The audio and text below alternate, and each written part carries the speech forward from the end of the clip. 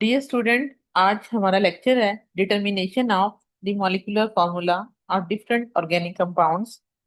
और इसको अंडरस्टैंड करने के लिए कुछ रूल्स हैं और इनकी डिटेल को आज आप देखेंगे। तो आइए आज का लेक्चर हम स्टार्ट करते हैं।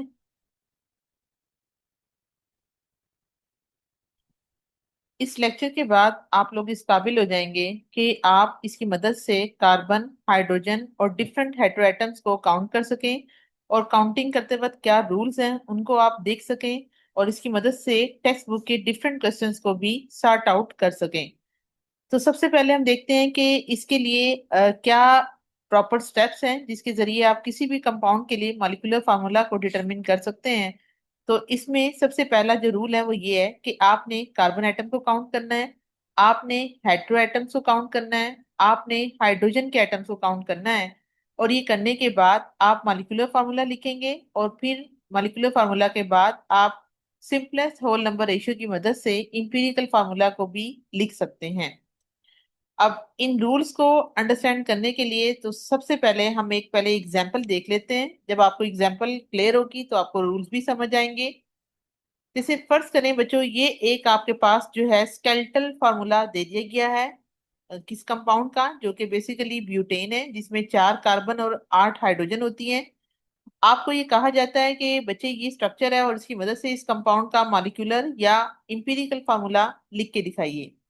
तो सबसे पहले आपने क्या करना है, आपने जितने भी कॉर्नर्स पर कार्बन है, ये याद रखिएगा, ये जो पॉइंट होता है ये कॉर्नर का होता है, ये भी कॉर्नर का होता है। और ये जो कार्बन दो दरमियान में, दो चीजों के दरमियान में जुड़ी हुई होती है, इसको हम जॉइंट कार्बन कहते हैं। ठीक है, ये आपकी बेसिकली दो एटम्स के दरमियान में सैंडविच हुई हुई है, तो इसको हम जॉइंट कार्बन कहते हैं। इट मीन हर एक पॉइंट, यानी जो पहला पॉइंट है, जो जॉइंट पॉइंट है, कॉर्नर वाला पॉइंट है, ये पॉइंट आपके किसको रिप्रेजेंट करेंगे?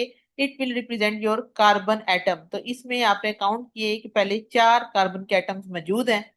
इसके बाद नेक्स्ट चीज आती है कार्बन की टेट्रावेलेंसी की, कि हम डे 1 से इस बात को स्टडी कर रहे हैं कि every carbon atom makes 4 bond with hydrogen atom, यानी हर कार्बन ने टोटल 4 बॉन्ड बनाने हैं।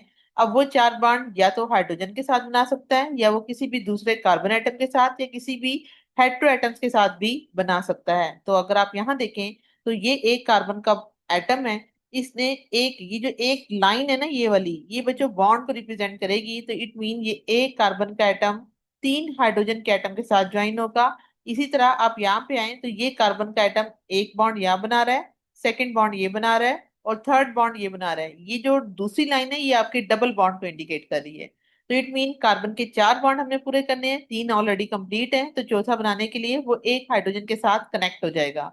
इसी तरह अगर आप यहाँ पे आए तो यहाँ भी आप ये कहेंगे कि इस कार्बन के ऑलरेडी 3 बॉन्ड कंप्लीट है, तो इसको भी अपनी मदद से आपने ये देखा कि इस कार्बन ने एक बॉन्ड अपना इस वाले कार्बन एटम से बना रखा है, और बाकी इसके टेट्रावेलेंस, यहाँ पे 3 हाइड्रोजन के एटम का होना इंतहाई जरूरी हो गया है। तो इसके जरिए जब ये इसको कंप्लीट कर लेगा तो यहाँ पे कार्बन के 4 बॉन्ड पूरे हो जाएंगे। इस तरह से आप काउंट करें तो यहाँ आपने 4 कार्बन देखी, हाइड्रोजन यहाँ पे 3 थी, यहाँ पे एक और यहाँ पे एक, टोटल हो गई 5, और यहाँ से 3 ऐड करके इसका मोलेकुलर फार्मूला C4H8 बनेगा, जिसको आप 4 के टेबल पे जब डिवाइड करेंगे तो इसका सिंपलेस्ट इंपीरिकल फार्मूला CH2 हो जाएगा। इसके बाद आप जरा इसके रूल्स पर एक दफा हम रोशनी डालते हैं। लेकिन टैलेंट हमने नोट किया कि जो कार्बन एटम है और जो हेटेरो एटम है उनको हम स्केलेटन में काउंट करते हैं।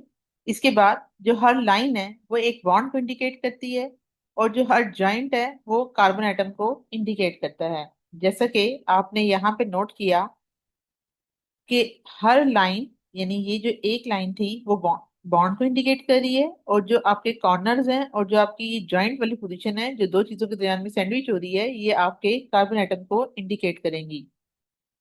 अब इसकी बेस पे ही अगर आप चलें तो आप यहाँ पे देखते हैं कि जो डबल लाइन है वो डबल बॉन्ड को रिप्रेजेंट करेगी, और उसके बाद आपने कार्बन एटम को काउंट करना है हर लाइन में से, यहाँ तक कि कोई और एटम वहां पर मौजूद हो, यानी कार्बन का बॉन्ड किसी और के साथ आगे चल के बन रहा हो। इसके बाद आपने हाइड्रोजन एटम को भी काउंट करना है, और वहां वहां हाइड्रोजन एटम लगाने की जरूरत पड़ेगी जब तक आपके कार्बन के एटम की टेट्रावेलेंसी कंप्लीट नहीं हो जाती। ठीक है, जैसे कि इस एग्जाम्पल को हमने बहुत डिटेल में स्टडी किया। अब इसके बाद हमारे पास एक और एग्जाम्पल आती है।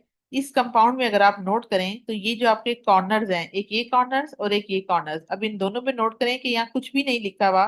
जहाँ कुछ भी नहीं लिखा होगा तो ये अंडरस्टूड है कि कॉर्नर और जॉइंट पर क्या मौजूद है, हमारे पास कार्बन। इट मीन इधर भी कार्बन है और इधर भी कार्बन है, लेकिन इधर आए आप तो यहाँ कार्बन नहीं बल्कि यहाँ पे एन मौजूद है। अगर यहाँ एन मौजूद ना होता तो ये अंडरस्टूड होता कि यहाँ ये पॉइंट आपका कार्बन को इंडिकेट करता है, लेकिन इस केस में चूंकि नाइट्रोजन इटसेल्फ मौजूद है जो कि एक हेटेरो एटम है, तो ये हमारे पास इस मॉलिक्यूल का पार्ट होगा।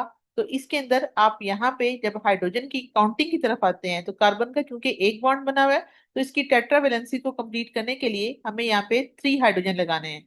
अच्छा, कुछ स्टूडेंट को यहाँ पे कंफ्यूजन होगी कि कार्बन जो है वो ऑक्टेट, अभी आपके रूल में हमने पढ़ा कि कार्बन की आपने ऑक्टेट जो है उसको कंप्लीट होना चाहिए। जैसे यहाँ पे ये देखें कि octet of each carbon, carbon चूंकि ग्रुप नंबर 4 से बिलोंग करता है, तो बच्चों इसके आखिरी शेल में 4 इलेक्ट्रॉन मौजूद होते हैं और इसने 4 इलेक्ट्रॉन मजीद या तो बॉन्ड के थ्रू बनाने होते हैं by mutual sharing of electron, जो कि कोवेलेंट बॉन्ड कहलाता है इसका।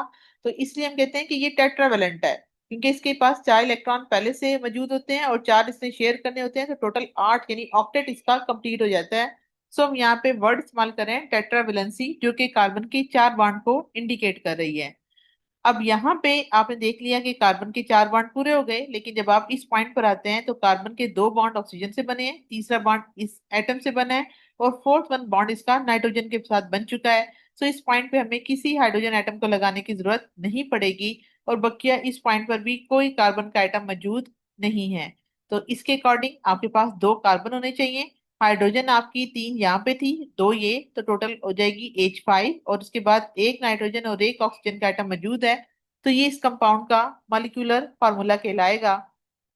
इस कंपाउंड के लिए मॉलिक्यूलर और इंपीरिकल फार्मूला सेम होगा। तो जब मॉलिक्यूलर फार्मूला और इंपीरिकल फार्मूला सेम होता है तो बच्चों इसके लिए हमें किसी भी टेबल पर डिवाइड करने की जरूरत नहीं पड़ती और इस कंपाउंड के लिए दोनों फार्मूला सेम कहलाते हैं। अब उसके बाद कुछ टिप्स आती हैं कि कॉमन मिस्टेक्स जो अक्सर स्टूडेंट्स कर जाते हैं नंबरिंग के अंदर, उसके बाद हाइड्रोजन की काउंटिंग में और इसके साथ साथ कार्बन की काउंटिंग में, कि कभी हाइड्रोजन कम काउंट कर लिए, कभी कार्बन कम या ज्यादा काउंट कर लिए, तो इससे फार्मूला लिखते वक्त मिस्टेक्स हो सकती हैं।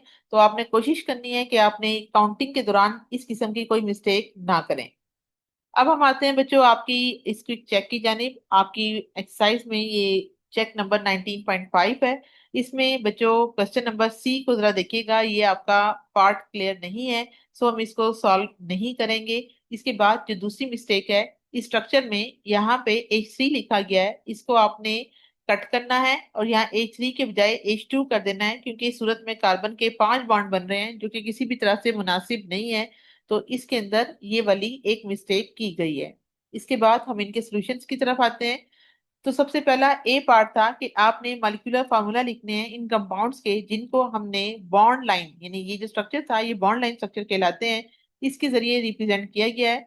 तो हम एक आसान तरीका ये कर लेते हैं, या तो आप वही वाला मेथड अपनाएं जिसमें आपने देखा कि ये कॉर्नर थे, ये सॉरी ये सैंडविच थी दोनों कार्बन। तो ये जो सैंडविच वाली कार्बन है, अगर हम इसको लिखें कि ये सी है और इसके 2 बॉन्ड ऑलरेडी बन चुके हैं, तो 2 बनाने के लिए यहाँ पे H2 लगा दिया। सेम केस इस कार्बन के लिए होगा, और ये एक कार्बन है, यहाँ डबल बॉन्ड हो और एच। इसके बाद आप इनमें से तमाम कार्बन काउंट कर लें, 3 कार्बन हो गए। हाइड्रोजन आपके पास 2 यहाँ से, 2 यहाँ से 4 और एक 5 हो गए। एक ब्रोमीन का एटम और 2 ऑक्सीजन के एटम हो गए, तो ये इसका मॉलिक्यूलर फॉर्मूला बन जाएगा। अब अगर आप इस स्ट्रक्चर की तरफ आए तो इस स्ट्रक्चर में भी आपने सारी कार्बन काउंट कर लें कि ये भी कार्बन है, ये भी कार्बन है, इसी तरह यहाँ भी कार्बन है, ये भी कार्बन, ये भी कार्बन, ये भी कार्बन, तो ये टोटल हो जाती है 6। सातवीं कार्बन ये है, आठवीं कार्बन ये है, नौवीं कार्बन ये है और ये 10वीं कार्बन है। अब आपको मैंने हाइड्रोजन की टेट्रावेलेंसी सॉरी कार्बन की टेट्रावेलेंसी के हवाले से जो रूल बताया कि कार्बन के टोटल 4 बॉन्ड पूरे करने हैं, यानी इस पॉइंट पर कार्बन के 4 बॉन्ड ऑलरेडी कंप्लीट है। यहाँ पे 2 बने हुए हैं तो यहाँ 2 हाइड्रोजन, यहाँ भी इन तमाम पोजीशन पर 2 लगेंगी। इस पॉइंट पर कोई हाइड्रोजन नहीं लगेगी।